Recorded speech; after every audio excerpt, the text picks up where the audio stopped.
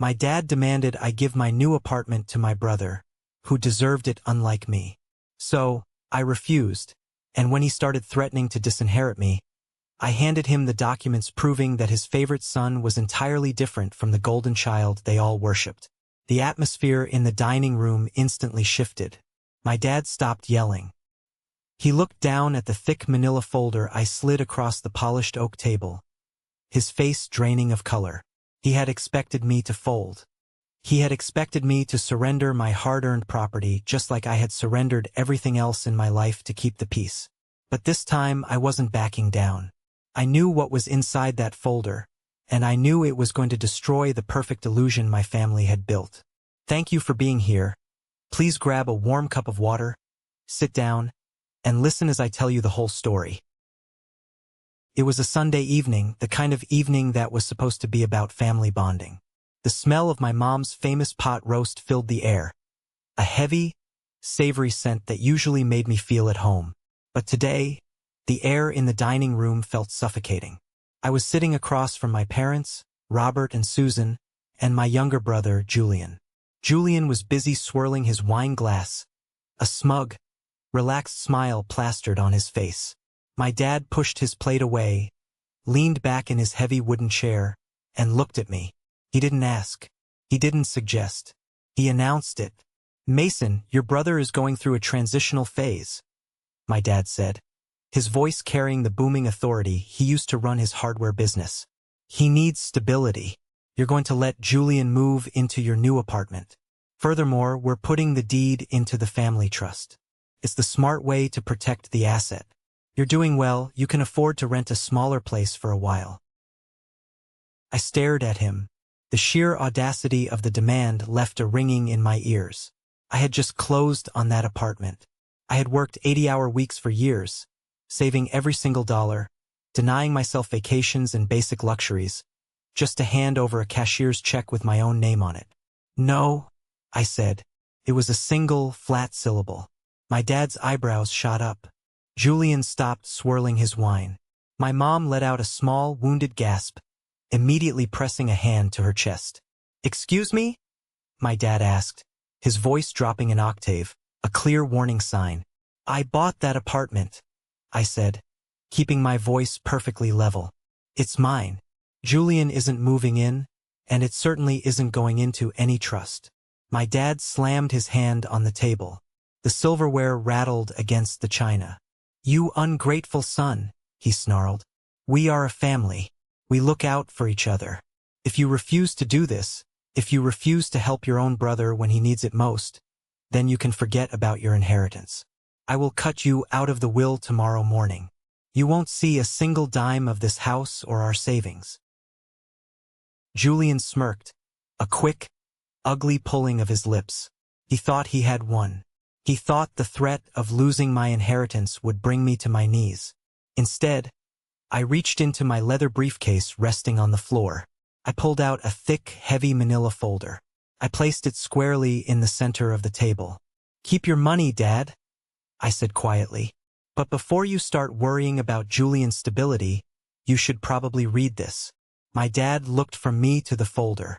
His hands, usually so steady, trembled slightly as he reached out and flipped open the cover.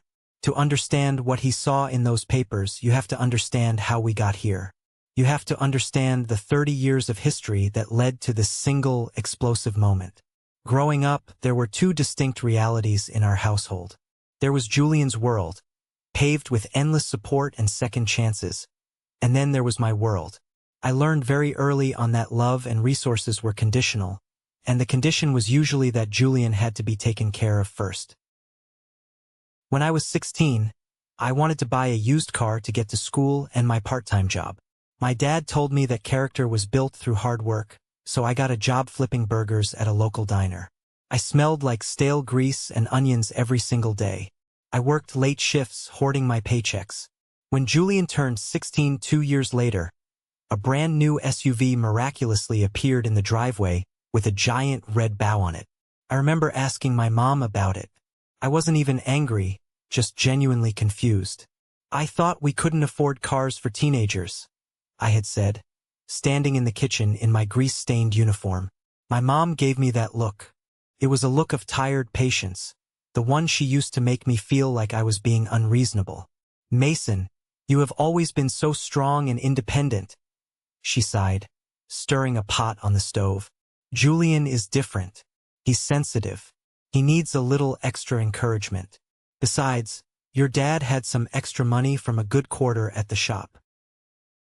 The breaking point for my understanding of our family dynamics happened when I was 18. I had been accepted into a good state university. I asked my dad about the college fund they had always talked about when we were kids. He sat me down in his office, adjusting his glasses. Mason, the economy has been tough. We had to dip into that fund for some emergency repairs on the house, and to cover some of Julian's private tutoring. But you're a smart kid. You have a good salary from the diner. You can take out student loans. It'll teach you financial responsibility.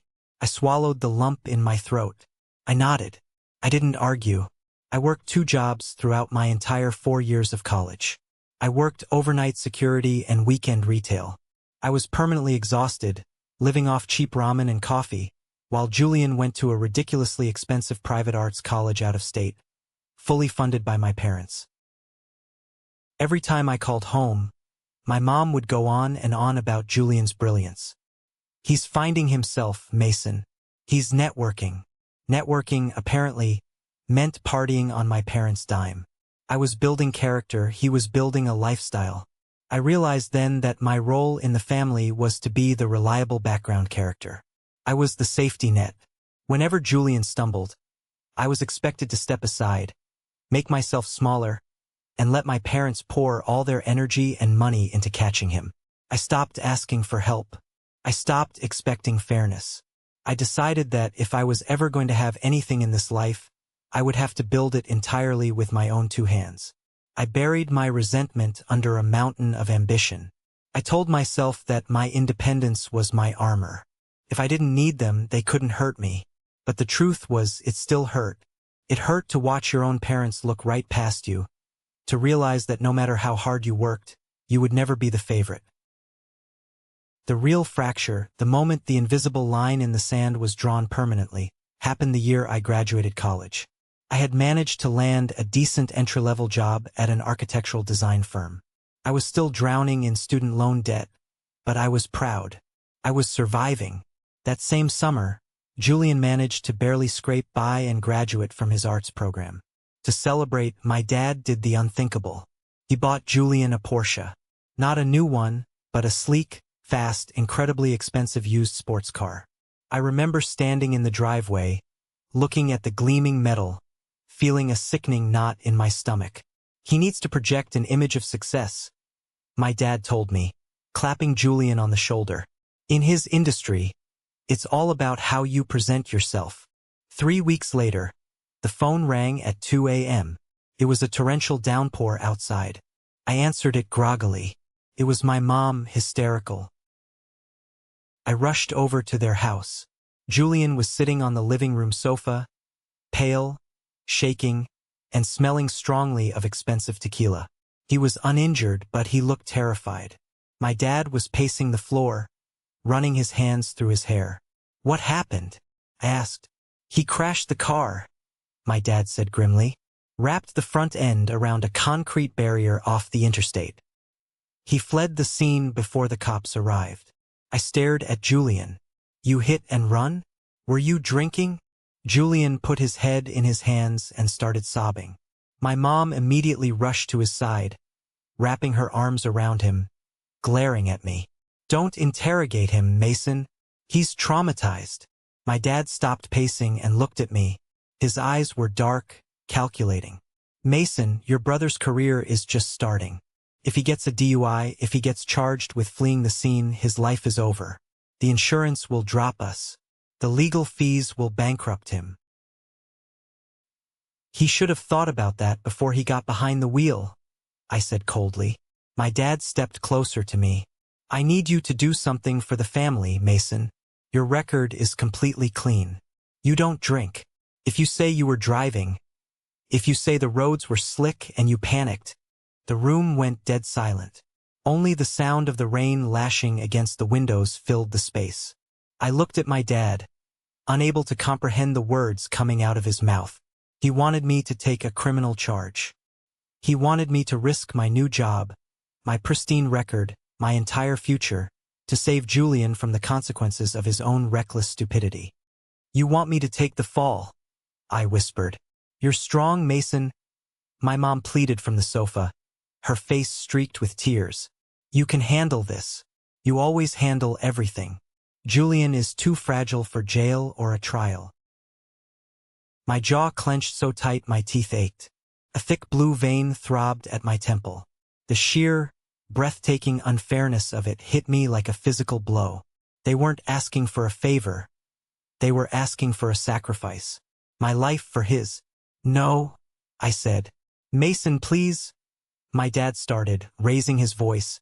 "I said no," I yelled, the anger finally bursting out of my chest. "I am not ruining my life because he can't handle his liquor. Call a lawyer. Deal with it." I turned around and walked out the front door into the pouring rain. I didn't look back. That night, I realized my parents didn't see me as a son. They saw me as Julian's shield. After that night, I went low contact with my family. I heard through the grapevine, mostly from my Aunt Helen, who always dressed in dark colors and looked like she was permanently headed to a funeral, that my dad had hired a very expensive defense attorney. They managed to keep Julian out of jail, pleading it down to reckless driving. But the legal fees and the cost of replacing the destroyed city property took a massive toll on my parents' savings. Naturally, no one ever spoke of it again. It was swept under the rug, just another mess cleaned up for the golden child. I channeled all my anger and betrayal into my work. I partnered up with a guy named Carter, a brilliant structural engineer I met at my firm. We were both tired of working for other people, so we took a massive risk. We quit our stable jobs, pooled our meager savings, and started our own commercial design agency. For 3 years, I barely slept. We operated out of a tiny, windowless office that smelled like old coffee and printer toner. I worked 18-hour days. I slept on an air mattress under my desk more times than I could count. I poured every ounce of my soul into building that company. I wanted to create something that nobody could ever take away from me. Our big break came when we pitched a design for a boutique hotel to a developer named Mr. Sterling. Mr. Sterling was an older gentleman, sharp as a tack, who had built his real estate empire from nothing. On the day of the pitch, I saw him pull up to our building in a pristine vintage Porsche 911. It wasn't flashy or obnoxious. It was classic, impeccably maintained, the kind of car you buy because you appreciate the engineering, not because you want to show off. We nailed the pitch. After we signed the contract, Mr. Sterling took Carter and me out for lunch. He asked about my background. I gave him the sanitized version, but he was perceptive. "You have the hungry look, Mason," Mr. Sterling told me, swirling his iced tea. "The look of a man who knows that no one is coming to save him. Hold on to that. People who are handed things never learn how to grip them tightly. The reward is in the climb, not the view." His words resonated deep within my bones. He became a mentor to me. Under his guidance, our business exploded. We landed bigger contracts. I gave myself a substantial promotion and a massive salary increase. I watched my bank account grow from double digits to 6 figures, and eventually 7. I had done it. I had clawed my way out of the shadow of my family's expectations. I didn't know my dad a dime. I didn't owe my mom an apology. I was a self-made man. But success has a funny way of acting like a beacon. It shines brightly, and it attracts people who prefer to live in the dark. I thought I had escaped my family's gravity. I thought my financial independence made me untouchable. I was wrong. My success didn't make them respect me. It just made them realize I was a resource they hadn't fully exploited yet. By the time I was 32, I was ready to plant roots. I found a stunning penthouse apartment in a rapidly developing downtown district. It had floor-to-ceiling windows, exposed brick walls, and a view of the city skyline that made all those sleepless nights on the air mattress worth it. I paid for it in cash. No mortgage, no debt. It was mine, free and clear. I was so incredibly proud that, against my better judgment, I decided to host a small housewarming party and invite my family. I wanted them to see it. Maybe, deep down, the little boy inside me still wanted his dad to pat him on the back and say, "I'm proud of you, son." That was my first mistake. They arrived late, of course. Julian walked in wearing a tailored designer suit that probably cost more than my first car. He had this way of walking into a room like he owned the building, a false bravado built on our parents' credit cards. My mom immediately started fussing over the catering, complaining that the crab puffs were too cold. My dad walked around tapping the walls, inspecting the crown molding like a building inspector looking for a bribe. Julian stood by the island in my custom kitchen, sipping a glass of my expensive bourbon. He looked around, his eyes sweeping over the high-end appliances and the custom lighting fixtures. There was a tight, unpleasant tightness around his mouth. "It's nice, Mason," Julian said, his voice dripping with condescension. "A little sterile, maybe, a little cold, but I guess it suits a bachelor. You know, in my line of work, we prefer spaces with more organic energy." Julian claimed to be an entrepreneur, which, as far as I could tell, meant he jumped from one vague, buzzword-heavy startup idea to another, always needing seed money from our parents. "I like it just fine," I said, keeping my tone neutral. Later that evening, I went out to the balcony to get some air. The sliding glass door was cracked open. I heard voices drifting from the living room. It was my mom and Aunt Helen. "It's just a bit much, don't you think?" Aunt Helen whispered loudly. "Buying a place like this for just one person. It's almost selfish, especially when you think about Robert and Susan still living in that drafty old house." "I know, Helen," my mom sighed, playing her favorite role of the long-suffering martyr. "And poor Julian is under so much pressure right now with his new venture. He's living in that tiny rental across town. It breaks my heart to see him struggle while Mason has all this empty space. He doesn't even use the guest room." I stood frozen on the balcony, the cold night air biting at my face. The sheer entitlement made me nauseous. I had bought this place with money I earned from bleeding over blueprints and dealing with difficult contractors, while Julian hadn't worked an honest 40-hour week in his life. Yet, in their twisted narrative, my success was somehow a direct insult to Julian's struggle, and my wealth was a family asset that I was selfishly hoarding. I didn't confront them that night. I let them drink my wine and eat my food, and I smiled a tight, polite smile until they finally left. But as I locked the door behind them, a cold realization settled over me. The war wasn't over. They had seen what I had, and they wanted it. The campaign started a week after the housewarming party. It didn't begin with a direct attack. My family was much more insidious than that. It started with my mom's phone calls. I was at my desk, reviewing structural blueprints for a new commercial complex, when my phone buzzed. I saw my mom's name on the screen. I sighed, rubbed my temples, and answered. "Hi, Mom." "Mason," she said, her voice wavering, thick with unshed tears. "I'm sorry to bother you at work. I know you're so busy and important now." The passive-aggressive jab landed right on cue. "What's wrong, Mom?" "It's your brother," she sobbed softly. "He's in a very dark place, Mason. His investors pulled out of his new tech startup. He's under so much pressure he's barely sleeping. I went to visit him at his rental yesterday, and the place is a disaster. There's mold in the bathroom. The neighbors are so noisy. It's no environment for a visionary to think." I pinched the bridge of my nose. "Mom, Julian is 30 years old.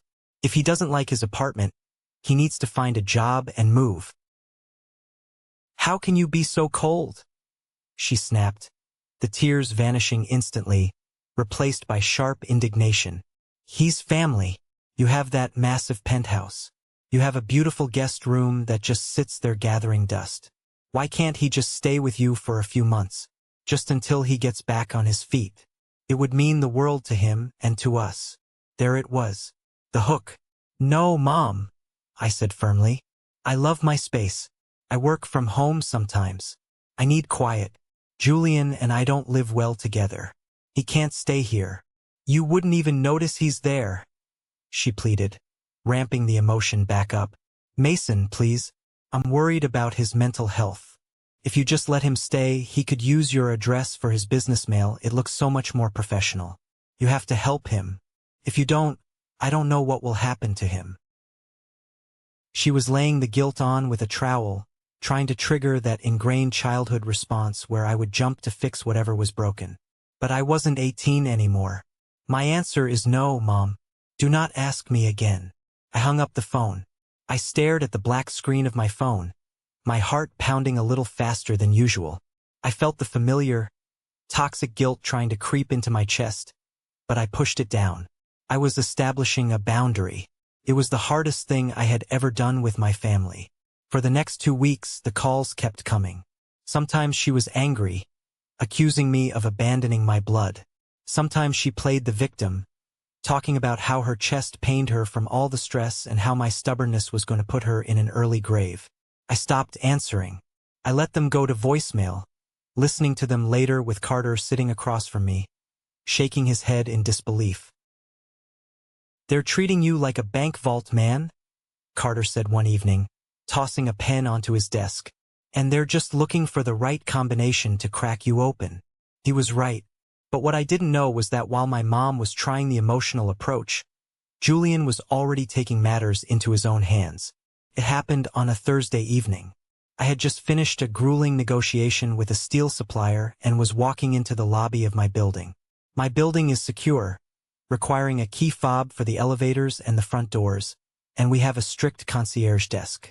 As I walked through the revolving glass doors, I heard loud, obnoxious laughter echoing across the marble floors. I looked over toward the plush lounge area near the elevators. There was Julian. He was sitting on a velvet sofa, legs crossed, holding a cup of artisan coffee.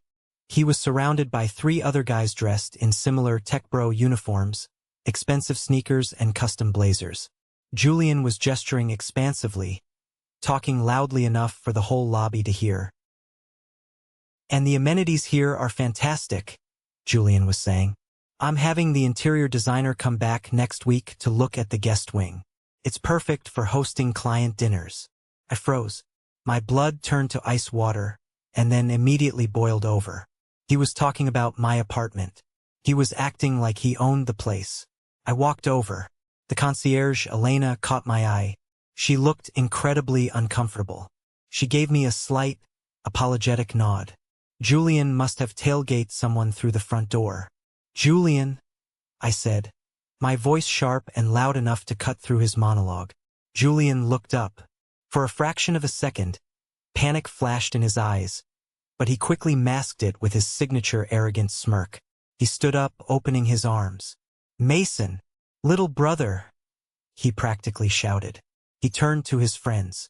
"Guys, this is Mason. He helped me facilitate the purchase of the penthouse." I stared at him. The sheer, pathological delusion of his words left me temporarily speechless. He wasn't just lying to them. He was trying to force me to play along with the lie in public. "What are you doing here, Julian?" I asked, ignoring his outstretched hand. "Just giving my potential partners a tour of the building before we head upstairs," he said smoothly, leaning in close. His breath smelled like peppermint and deceit. "Play along, Maze. I need these guys to invest. Let us up for an hour. I'll make it worth your while." I looked at his friends. They were watching us with polite confusion. I didn't raise my voice. I didn't scream. I just spoke with absolute cold authority. "I don't know what my brother told you, gentlemen, but he doesn't live here. He doesn't own property here. And he is certainly not taking anyone upstairs to my home." The silence in the lobby was deafening. The 3 men looked at Julian, their expressions shifting from respect to suspicion. Julian's face flushed a deep, ugly red. "Mason, don't be an idiot. We're doing business." "You're trespassing," I corrected him. I turned to Elena at the front desk. "Elena, my brother is not on my guest list. He will never be on my guest list. If he shows up here again, please call building security to escort him out." "Understood, Mr. Mason," Elena said quickly. Julian's jaw dropped. The humiliation was absolute. His friends muttered awkward excuses and practically ran for the revolving doors, leaving Julian standing alone in the middle of the lobby.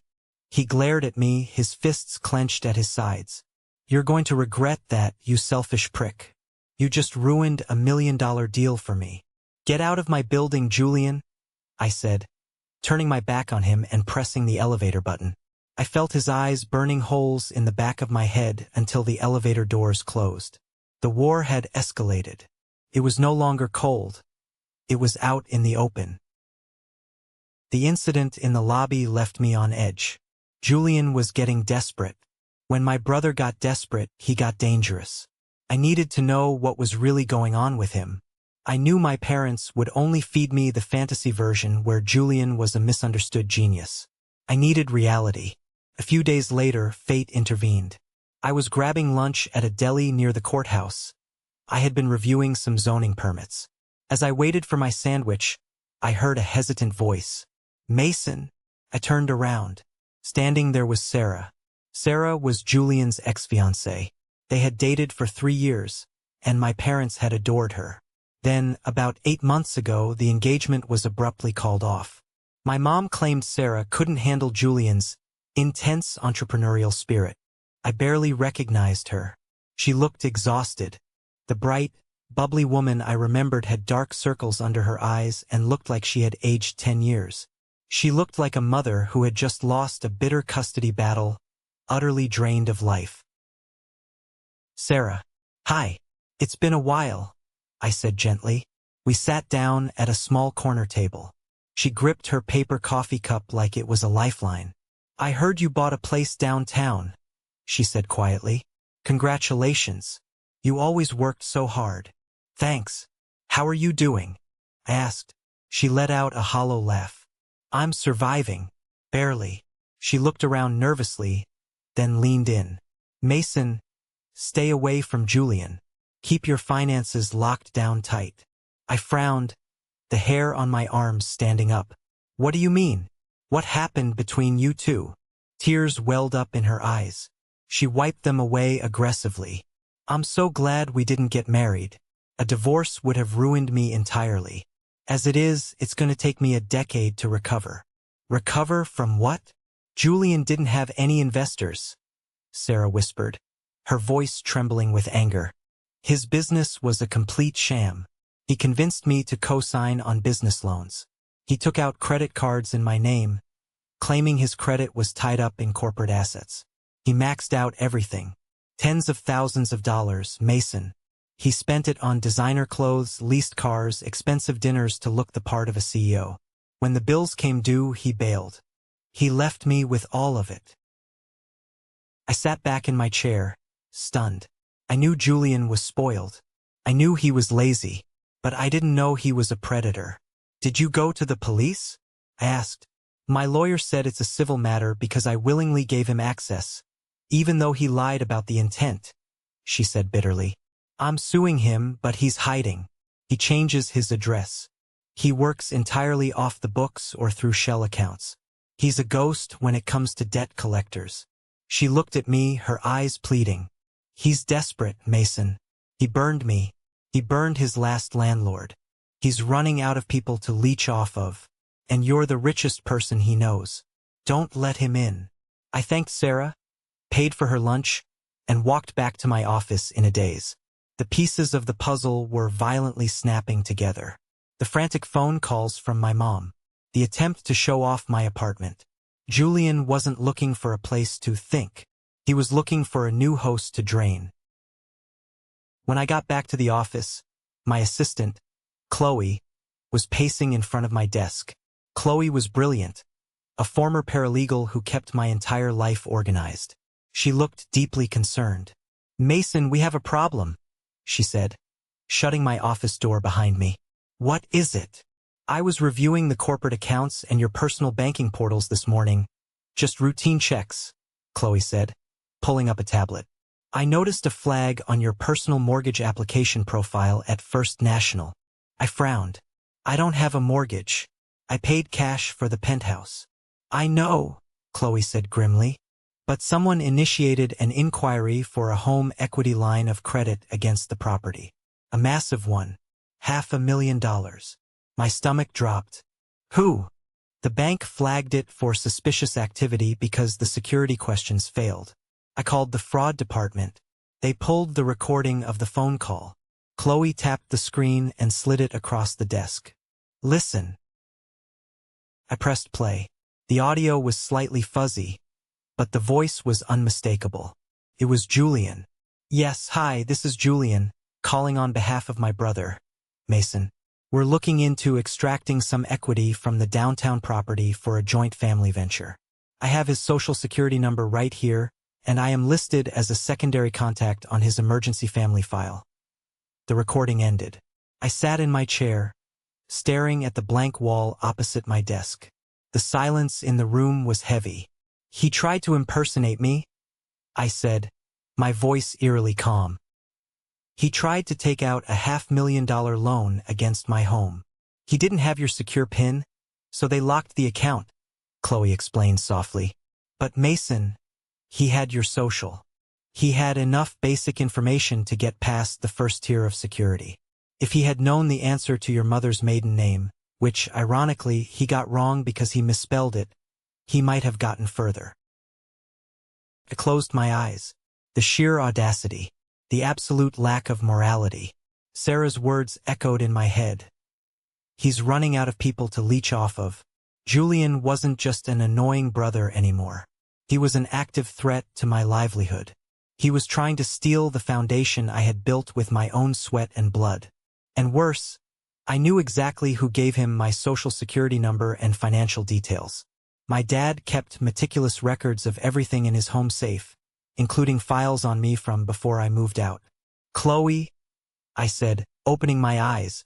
The anger was gone, replaced by a cold, calculating clarity. Yes, boss. Call Carter. Tell him to get in here. And then, I need you to find the best private investigator and financial forensic lawyer in the city. Tell them money is no object. I want to know everything. I want every debt, every lawsuit, every shell company Julian is tied to. What are we doing? Chloe asked, her eyes widening. My family wants to play a game of leverage, I said, sliding the tablet back to her. They think I'm still the quiet kid who will take the fall to protect their golden child. It's time to show them exactly who they're dealing with. I'm going to build a bomb, and I'm going to drop it right in the middle of their dining room table. The next 2 weeks felt like living in a spy thriller. While my mom continued to leave me tearful, manipulative voicemails, and my dad sent me terse texts demanding I come over for a serious family discussion. I was assembling a war room.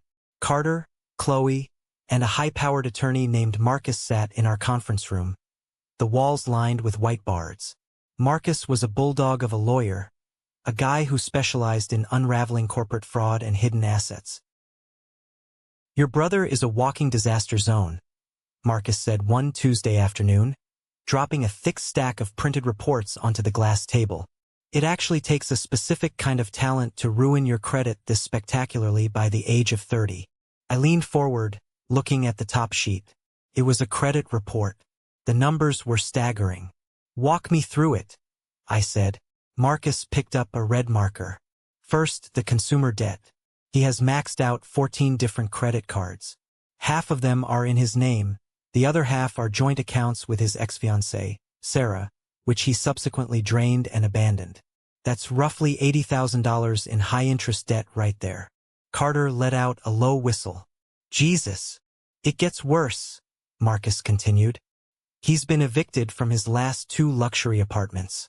He writes bad checks for the deposit, moves in, lives there for 6 months while fighting the eviction notices in court using delay tactics, and then skips town before the sheriffs show up. He currently owes his last landlord, a Mr. Vance, over $40,000 in back rent and damages. So he has no money, no credit, and active judgments against him, I said, synthesizing the data. That explains why he's so desperate to get his hands on my apartment. He needs a physical asset to borrow against because no bank will touch him. Exactly, Marcus said. If you had signed the deed over to him, or put it into a trust that he had access to, he would have immediately leveraged it to the hilt. The bank would have foreclosed on your apartment within a year when he inevitably defaulted on the loan. I felt a cold sweat break out on the back of my neck. My dad had demanded I put the apartment into a family trust. Did my dad know? Was my dad actively trying to help Julian steal my home to cover these debts? The thought made me physically ill. But here is the truly fascinating part, Marcus said, his eyes gleaming. He pulled out a separate, smaller file. It was sealed with a red tab. Julian is sloppy, but he's not stupid. He knew civil judgments would only garnish his wages, and since he has no reported income, he's basically judgment-proof. But he crossed a line recently. A big one. Marcus slid the file toward me. I dug into the state's public records.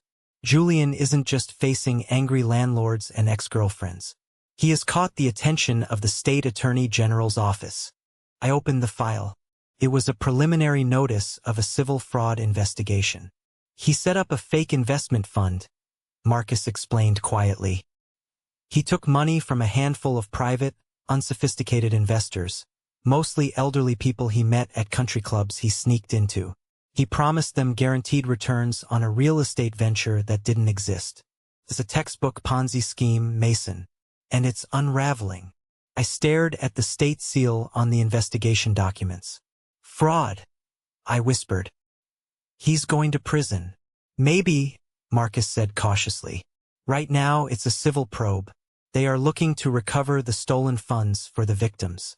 If Julian can pay back the principal, they might drop the criminal charges to avoid a lengthy trial. But the sum is massive. He owes these investors close to $400,000. He doesn't have $400,000, Carter pointed out. He doesn't have 400 cents. Which brings us to the final piece of the puzzle, Marcus said.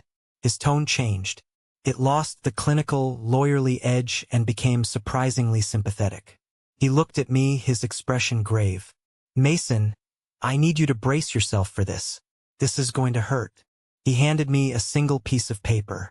It looked like a standard property deed, but it was stamped with a recent date and the logo of a high-risk lending firm. I scanned the document. It was a mortgage agreement, a second mortgage. I looked at the property address. My breath caught in my throat. It wasn't my apartment. It was a house in the suburbs. It was the house I grew up in. My parents' house. Julian took out a second mortgage on my parents' house? I asked, my voice cracking slightly despite my best efforts to remain stoic. He didn't just take it out, Marcus corrected gently. Look at the signatures. I looked down. There, at the bottom of the page, was my dad's signature. Robert's bold, looping handwriting. And next to it, my mom's shaky cursive. They co-signed, Carter realized, his eyes wide with horror. They mortgaged their own retirement home to give him the money. Yes, Marcus confirmed. About 6 months ago. Right around the time the state investigation started making noise. Your parents took out a high-interest loan against the equity of their fully paid-off home. They handed the cash to Julian to try and quietly pay off the defrauded investors before the state filed criminal charges. But Julian being Julian, he didn't pay them off? I finished the sentence, feeling a cold, dark void opening up in my chest. No, he paid off a fraction of it to keep them quiet, and likely spent the rest trying to maintain his lifestyle and fighting the other lawsuits. The state probe is still active. And worse, Marcus tapped the mortgage document. This loan is predatory. The interest rate is insane. I checked the payment history. They are 3 months behind on payments. The bank is going to initiate foreclosure proceedings on your parents' house within the next 30 days. I sat in the chair, the air completely knocked out of my lungs. It all made sense now. The aggressive demands, the frantic phone calls, the insistence on the family trust. My dad wasn't just trying to get Julian a nice place to live. My dad was trying to steal my apartment to replace the house he was about to lose. He had bankrupted himself trying to save his golden boy from prison. And now he was coming for my assets to save himself. They were going to sacrifice me again. They were going to throw me into the fire to keep Julian warm. Print it all out, I said to Chloe, my voice turning to stone. Put it in a folder. Thick one. I have a family dinner to attend this Sunday. The drive to my parents' house that Sunday evening felt like a march to the executioner's block. The heavy manila folder sat on the passenger seat of my car, thick with the weight of my brother's crimes and my parents' desperate lies. I pulled into the driveway, parking right behind Julian's leased Mercedes. He hadn't made a car payment in 4 months, according to Marcus, but he still made sure to park it front and center. I walked through the front door and was hit immediately by the smell of pot roast. When my dad pushed his plate away and folded his hands on the table, I knew it was time. "We need to talk about the future of this family," my dad started, his voice adopting that booming, authoritative tone he always used when he wanted to shut down an argument before it even began. "Julian has had a string of bad luck. The economy is hostile to young entrepreneurs. But family protects family. That is the rule of this house." Julian nodded solemnly, looking down at his wine glass like a misunderstood martyr. "Your brother needs a stable environment to restructure his business," my dad continued, looking directly at me. "I've spoken to a lawyer. We are going to establish a family trust. You are going to transfer the deed of your new downtown apartment into this trust. Julian will live there, rent-free until his company takes off. In return, the trust will protect the asset." The sheer arrogance of the demand hung in the air. He wasn't asking for a favor. He was dictating the terms of my surrender. "You want me to sign my home over to a trust that you control, so Julian can live in it," I said, my voice dangerously quiet. "It's the smart move," my dad insisted, his jaw tightening. "You have plenty of money. You can afford a nice rental somewhere else for a year or 2. Stop being so selfish, Mason. Look at your brother. He is struggling." My mom chimed in, her voice trembling with manufactured emotion. "Mason, please. I can't sleep at night worrying about him. You have so much space. Why are you hoarding it when your own flesh and blood is suffering?" I looked at Julian. He was watching me with a smug, self-satisfied smirk. He genuinely believed I was going to fold. He believed that the pressure of my parents' disappointment would crush me, just like it always had. "No," I said. The word dropped onto the table like a lead weight. My dad's face darkened instantly. "Excuse me?" "No," I repeated louder this time. "I bought that apartment with my own money. My name is on the deed. Julian is never stepping foot inside it, and I am certainly not signing it over to your trust." My dad slammed his palm flat against the oak table. The wine glasses rattled. "You arrogant, ungrateful brat. We gave you everything. We raised you. We paid for your life under this roof." "You paid for Julian's life," I corrected him, my heart hammering against my ribs, but my voice remaining steady. "I paid for my own. If you refuse to do this," my dad roared, his face turning a mottled purple, "if you turn your back on your brother when he needs you most, then you are no longer a part of this family. I will call my lawyer tomorrow morning. I will write you out of the will entirely. You will be disinherited. You won't see a single dime of this house, the savings, or the estate. Do you understand me?" He played his trump card, the great, looming threat of the inheritance. I reached down to my briefcase resting on the floor. "Keep your money, Dad," I said. I pulled the thick manila folder out of my bag and tossed it onto the center of the dining table. It landed with a heavy, satisfying thud right next to the gravy boat. "Before you call your lawyer to cut me out of the will," I said, leaning back in my chair, "you might want to read that." My dad stared at the folder. He looked at me, his eyes narrowed with suspicion, then slowly reached out and flipped open the cover. Julian leaned over to look. "What is this? Are you trying to threaten us with some fake legal garbage?"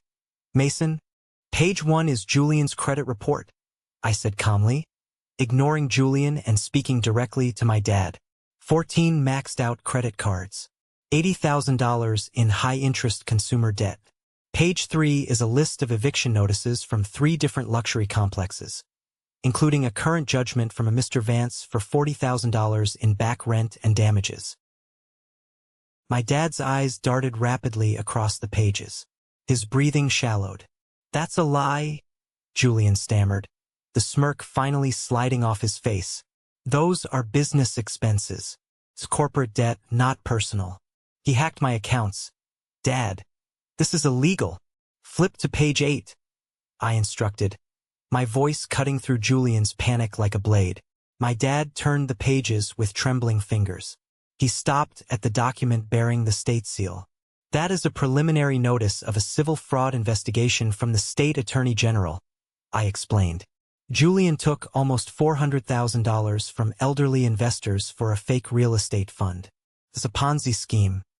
He is currently under investigation for felony fraud." My mom let out a sharp, breathless gasp and pressed both hands over her mouth.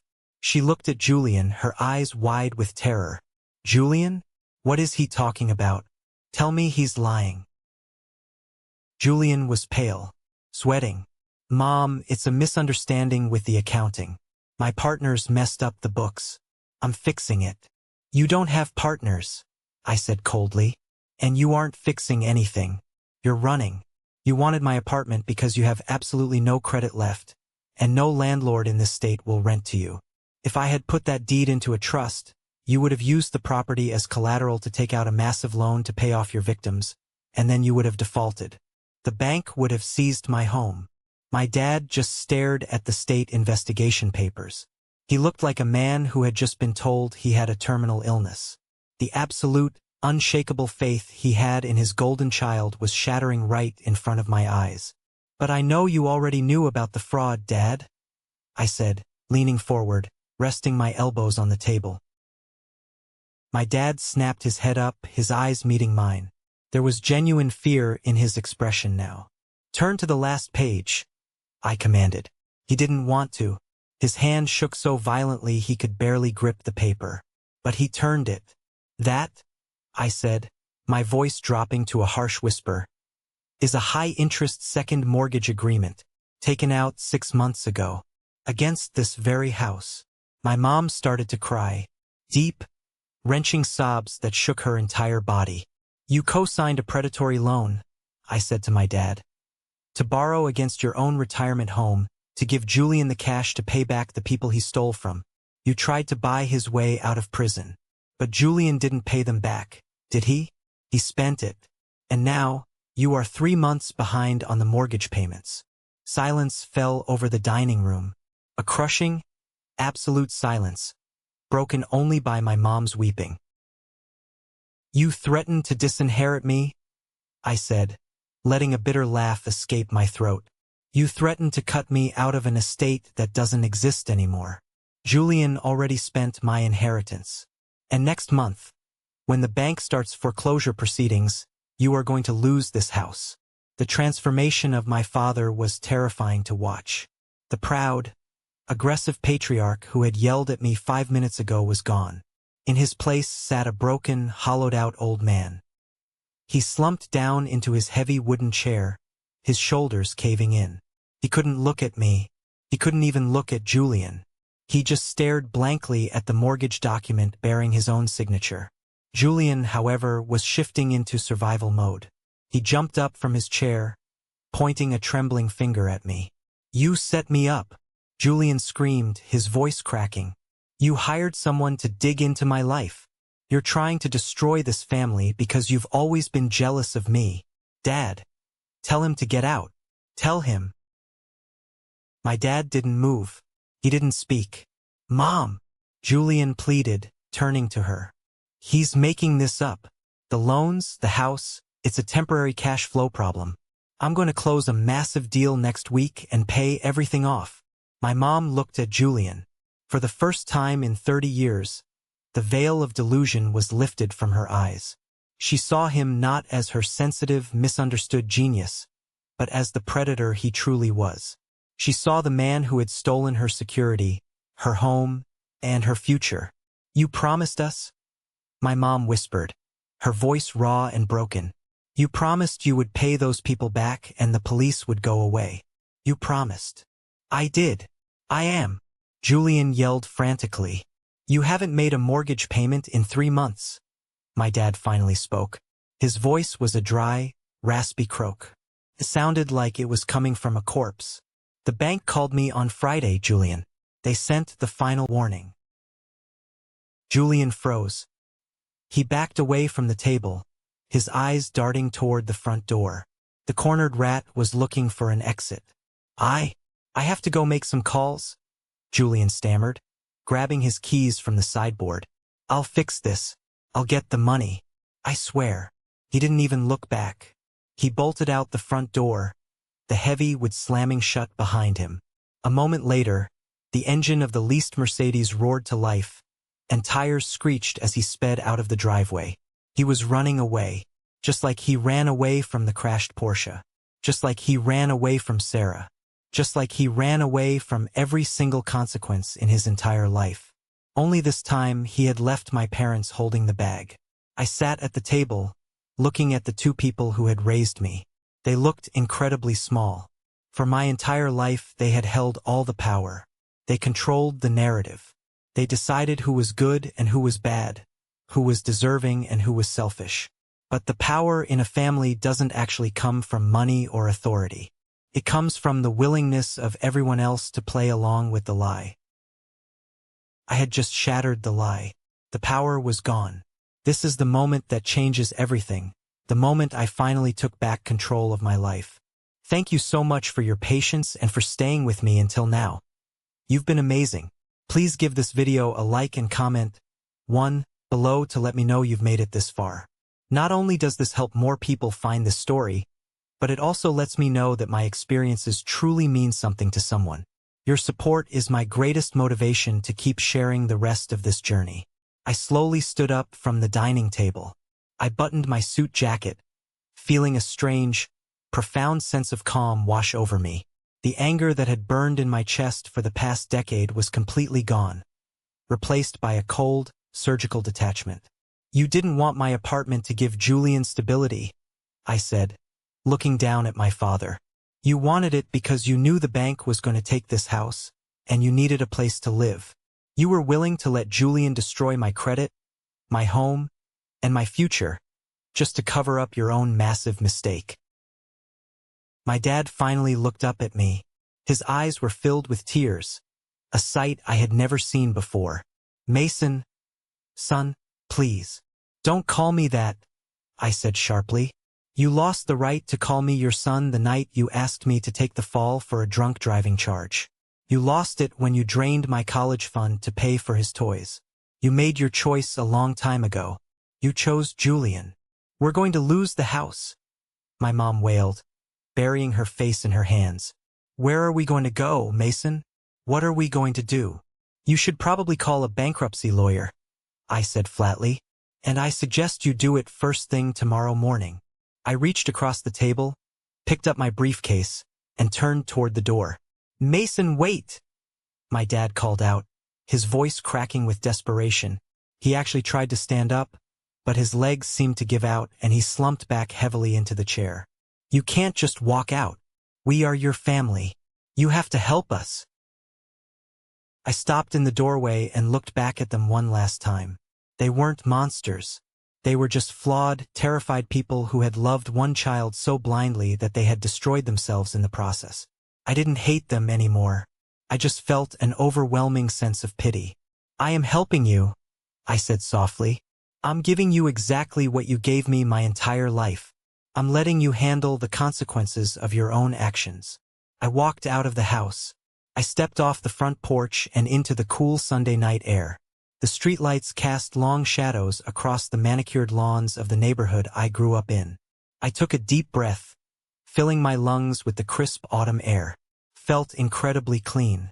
I got into my car, started the engine, and drove away from the house, knowing with absolute certainty that I would never set foot inside it again. The fallout started exactly 48 hours later.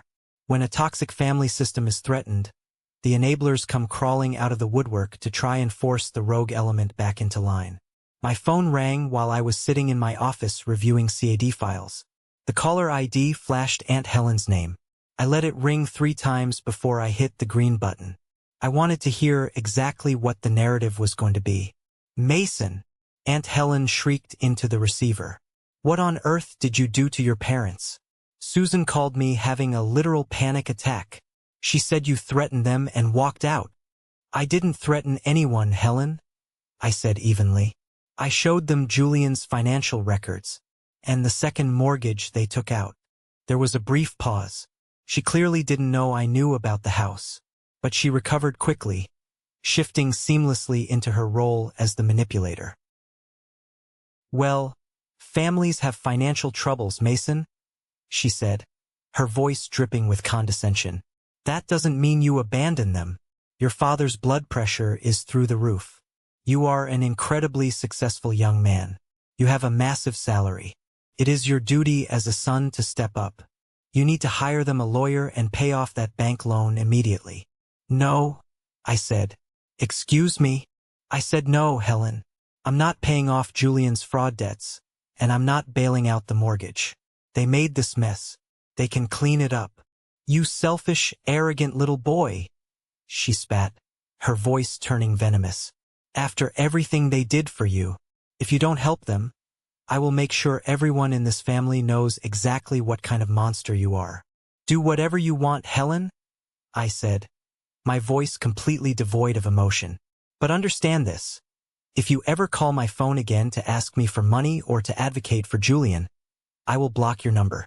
If you show up at my apartment or my office, I will have you arrested for trespassing. This is the last conversation we will ever have. I hung up. I immediately blocked her number. 10 minutes later, my cousin Wyatt texted me. Hey man, heard things got crazy. You should probably just chip in a little to help Uncle Robert. He's old. Don't be a jerk. I remembered Wyatt. Wyatt, who had snooped around my housewarming party and reported back to my dad about the value of my property. Wyatt, the little spy. I didn't even reply. I blocked his number, too. Over the next week, I blocked 4 more extended family members.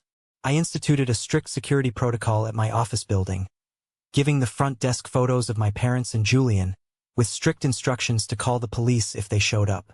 I locked down my credit, moved my business accounts to a new, highly secure banking institution, and changed all my passwords. I built an iron fortress around my life. It was painful at first. Cutting off your own blood feels like amputating a limb without anesthesia. But as the days turned into weeks, the phantom pain faded. I realized I wasn't losing a family. I was shedding a parasite. For the first time in 32 years, my energy, my money, and my peace of mind belonged entirely to me. 6 months passed. A lot can change in half a year when you aren't carrying the dead weight of other people's bad decisions. Carter and I landed a massive contract to design a new corporate headquarters for a tech firm downtown. It was the biggest project of our careers. We moved out of our cramped, windowless office and into a beautiful, spacious studio overlooking the river. The business was thriving, and the stress that used to keep me awake at night was replaced by a deep, satisfying exhaustion that only comes from honest, hard work. One Friday evening in late spring, I hosted a small celebration at my penthouse. It wasn't like the tense, miserable housewarming party with my family. The air was filled with genuine laughter. Carter was there with his wife. Chloe, my assistant, was chatting with our lead contractors. Mr. Sterling, my mentor, arrived holding a bottle of vintage champagne. He walked in, looking sharp in a tailored navy suit, and handed me the bottle. To the victors, Mr. Sterling said, raising a glass. You built a hell of a firm, Mason. I always knew you had the grit for it. Thanks to your guidance, sir. I smiled, clinking my glass against his. He took a sip and looked around the room, his keen eyes observing the relaxed, happy atmosphere. I notice a distinct lack of family drama tonight.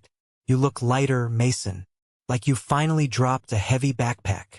I did, I admitted. It was the hardest thing I've ever done, but it was necessary. Sometimes, the people who share your DNA are the ones most determined to drown you, Mr. Sterling said quietly, looking out the floor-to-ceiling windows at the city skyline. You have to be willing to cut the rope to save yourself. You did good, kid. You protected your castle. I looked around my apartment. The exposed brick, the modern art, the comfortable leather sofas. It wasn't just a piece of real estate anymore. It was a monument to my survival. I had protected it. I had protected myself. And for the first time in my life, I felt truly safe. I still got updates about the fallout, mostly through back channels. Sarah, Julian's ex-fiancée, reached out to me a few times. We had formed a strange, unspoken bond as the two people who had survived Julian's destruction. We met for coffee on a bright Tuesday morning. She looked completely different from the broken woman I had seen outside the courthouse 6 months ago. She was wearing a sharp business suit. Her hair was styled, and the dark circles under her eyes were gone. "You look great, Sarah," I said, handing her a latte.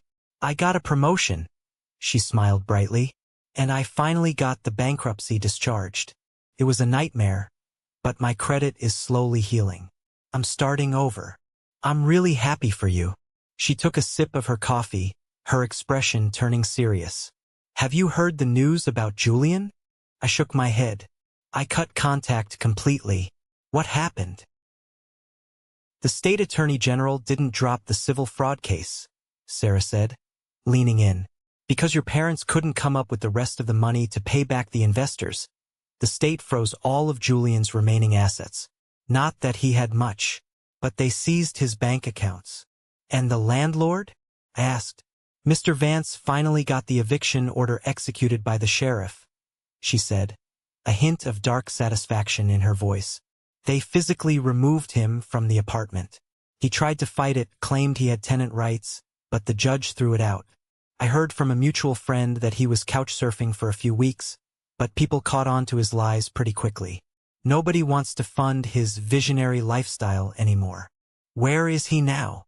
"Nobody knows," Sarah shrugged. "He vanished, changed his phone number, deleted his social media. He's hiding from the state investigators and a mountain of debt collectors. He finally hit the wall, Mason. The golden boy crashed and burned." I looked out the window of the coffee shop, watching the busy street traffic. I didn't feel happy about it. I didn't feel a sense of vicious triumph. I just felt an overwhelming sense of inevitability. Julian had spent his entire life jumping off cliffs, fully expecting someone else to catch him. Eventually, he was bound to jump when there was no one left standing at the bottom.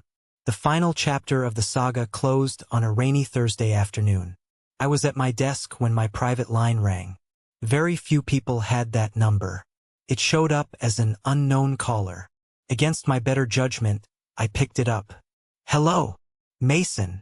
It was a voice I hadn't heard in over half a year. It was thin, raspy, and completely broken. It was my mother. I didn't hang up immediately. I just listened to the heavy, shaky breathing on the other end of the line. "Mason, please don't hang up," Susan wept. "Please. I have nowhere else to turn." "What do you want, Mom?" I asked, my voice polite but entirely distant, like I was speaking to a stranger. "We lost the house," she choked out, breaking into violent sobs. "The bank foreclosed last week. The sheriff came yesterday.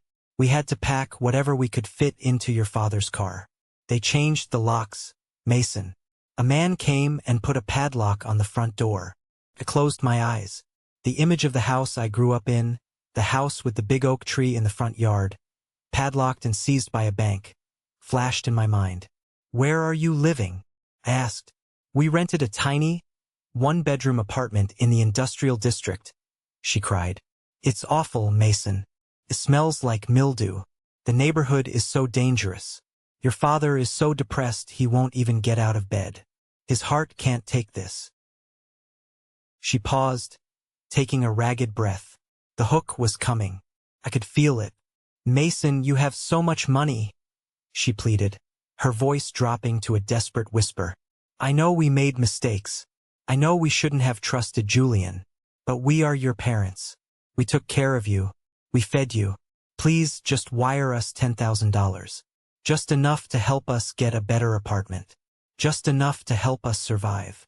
I sat in my luxurious, quiet office.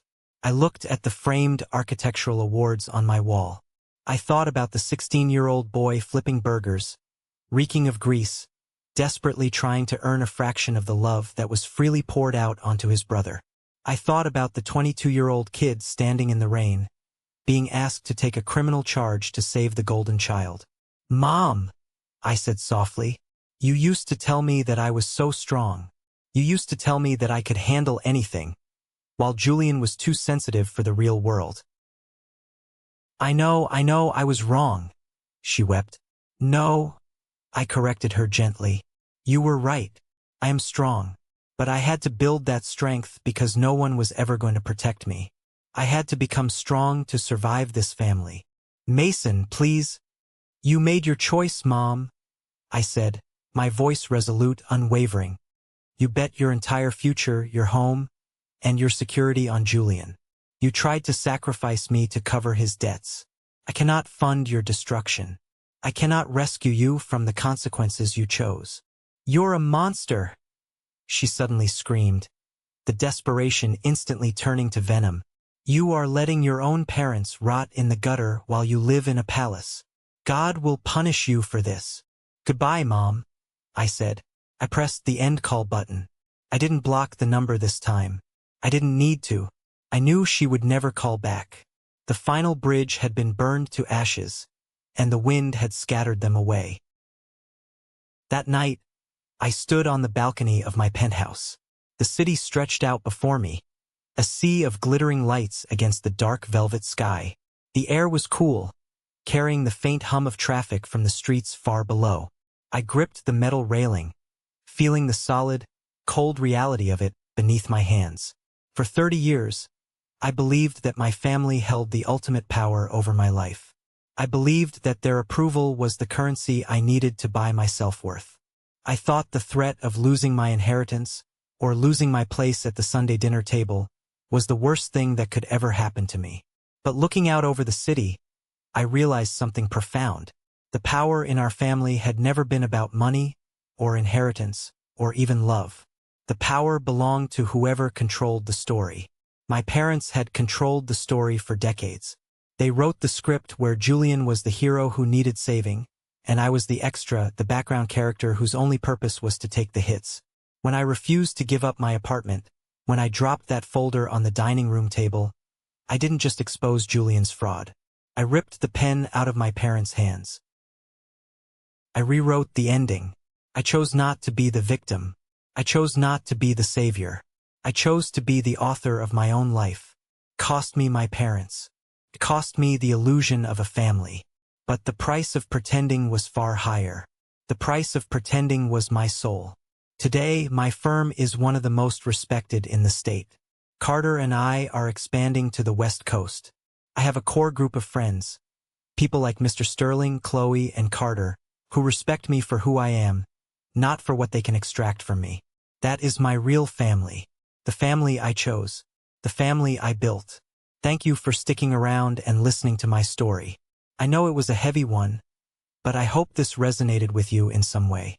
Family dynamics can be incredibly toxic, and walking away is often the hardest, yet most necessary, decision a person can make. Have you ever found yourself in a similar situation? Have you ever had to draw a hard line in the sand with someone you loved to protect your own sanity? Let me know down in the comments. I read every single one of them. And finally, if you're still hearing my voice right now, you belong to the 1% Club. Please drop the letter W in the comments below. W stands for winner. It's our secret code to recognize the amazing people who have the attention span and the empathy to watch a story all the way to the very end. You guys are the absolute best part of this channel. If you found value in this story, please hit that like button, and don't forget to follow so we can share more journeys together. Until next time, stay strong, protect your peace, and write your own story.